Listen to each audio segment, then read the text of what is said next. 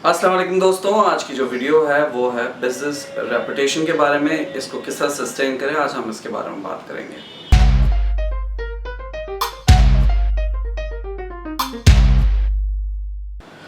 Business reputation को बनाना बहुत मुश्किल होता है क्योंकि अमूमन ऐसा होता है कि जब आप नया कारोबार करने जाते हैं तो आपके पीछे तो कोई पोर्टफोलियो होता ही नहीं, तो लोग किस तरह आप पे भरोसा करेंगे कि वो आपके साथ काम करें।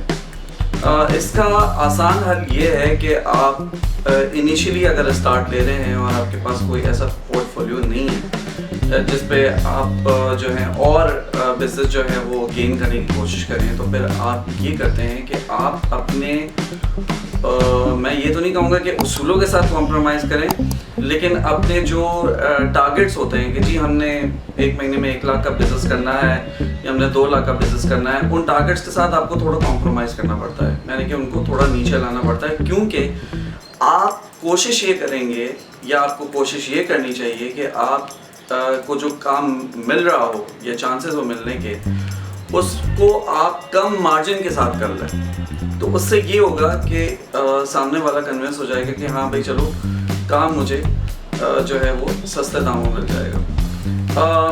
इसमें एक और सवाल ये उठता है कि जी अगर मैं फर्स्ट टाइम किसी के पास गया हूँ या इनिशियली किसी के पास गया हूँ, मेरे पास 1 क्लाइंट हो चुका है या 2 क्लाइंट हो चुके हैं और लोग जो हैं मुझसे काम करवाने में कतरा रहे हैं, तो फिर मैं उनको कैसे कन्विंस करूँगा, किस तरह मैं अपनी रेपुटेशन उनको प्रूव करूँगा। तो देखिए, जब आप किसी बिजनेस के अंदर आते हैं ना, तो आप पहले से उस पर काम कर चुके होते हैं, तभी आप जो है वो फर्स्ट स्टेप लेते हैं टुवर्ड्स गेटिंग सम क्लाइंट। तो ऐसी सूरत के अंदर जो है वो आप अपना जो प्रीवियस एक्सपीरियंस है, ठीक है, वो आप लोगों से शेयर कर सकते हैं और उससे एडवांटेज ले सकते हैं कि भाई मैंने फला कंपनी के लिए काम किया, मैंने फला कंपनी के लिए काम किया, ठीक है। और डेफिनेटली जब आप किसी के साथ काम कर रहे होते हैं तो वो पर्सनली आपको जानते भी हैं।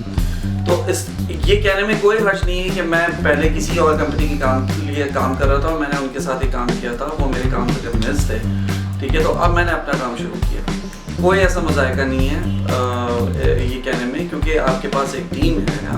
आप ये भी बता सकते हैं, मतलब अपने वेटेज को शो करने के लिए आपको ये सारी चीज़ें बतानी पड़ती हैं। Initially definitely it is too much difficult for you कि आप अपनी रेप्यूट को क्रिएट करने के लिए एक अच्छा क्लाइंटेल दें। देखिए, अगर आप करने जा रहे हैं कि आप झूठ बोल रहे हैं क्लाइंट के साथ, फिर तो आपकी रेपुटेशन इज ऑन रिस्क, ठीक है। वो आपको हमेशा फायर बैक करेगी and it will bite you on your face because you have not told the truth to your client, ठीक है।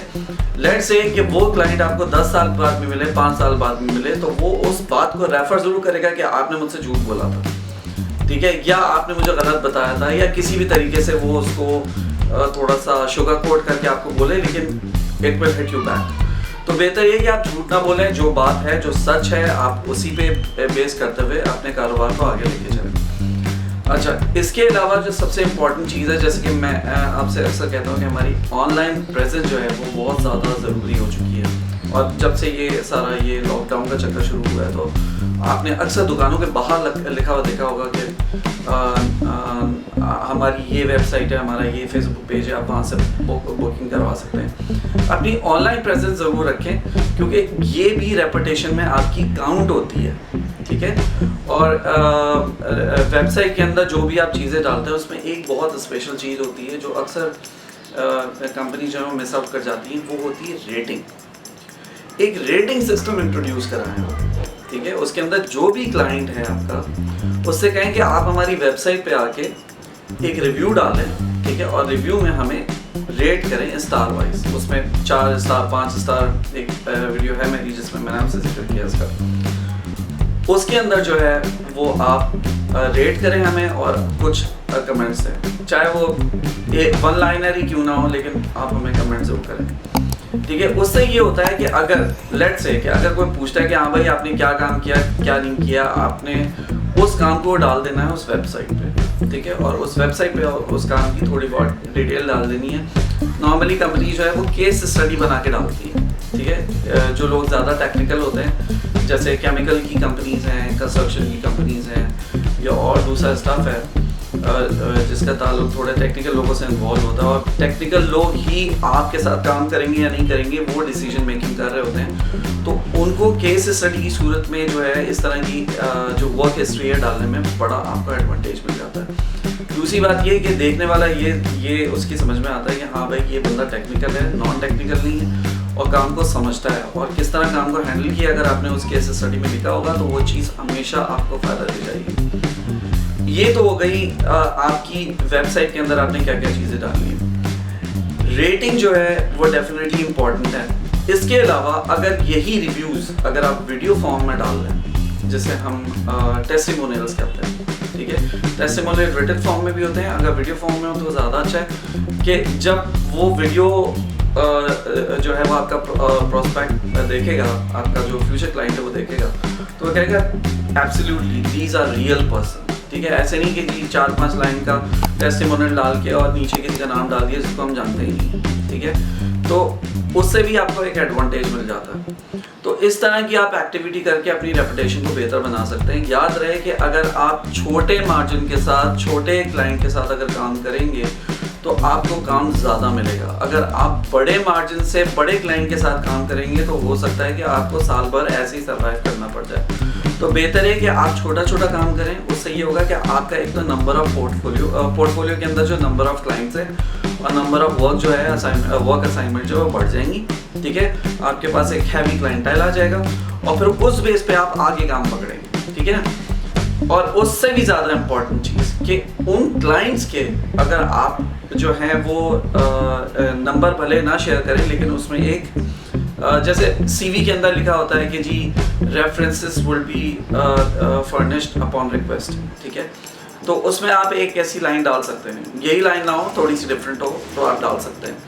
उसके अंदर उससे ये होगा एडवांटेज होगा कि जो आपकी टेस्टिमोनियल चेक कर रहा है या रिव्यू आपका चेक कर रहा है उसको ये भरोसा हो जाएगा कि हाँ अगर मैं इससे अगर रेफरेंस मांगता हूँ कि भाई इसने जो काम किया था उससे वो क्लाइंट सेटिस्फाइड था या नहीं था, तो मैं उससे कॉल करके या पर्सनली मिलके मैं उससे कंफर्मेशन ले सकता हूँ।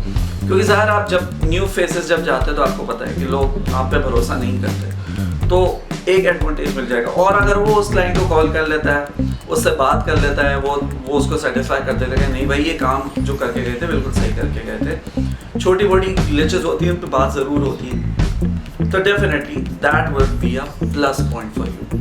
तो अब तक के लिए इतना ही। रेपुटेशन के हवाले से, बिजनेस रेपुटेशन के हवाले से हमेशा एहतियात रखें। बहुत आपको ख्याल करना पड़ेगा कि आपके मुँह से कोई गलत बात ना निकल जाए, नॉन प्रोफेशनल बात ना निकल जाए। ख़ासतौर पे जब आप क्लाइंट को विज़िट करते हैं, सर्वे के लिए जाते हैं, तो आप अपने साथ हमेशा प्रोफेशनल लोगों को अपने साथ रखें। कभी भी अगर आपको डाउट है कि आपके अलावा कोई ब्लंडर कर देगा तो उनको मत लेके जाएं। और अगर लेके जा रहे हैं आप, उनको बिठा रहे हैं लेट्स से काम सिखाने के लिए, तो उनसे कहें कि भाई खुदा के वास्ते आप खामोश रहें। ठीक है, तो उससे ये होगा कि एक तो वो सीख भी लेगा, फिर आप जो बोल रहे हैं कस्टमर जो क्यूरीज दे रहा है, ठीक है, वो उससे जो है ना उसको सीखने का मिलेगा।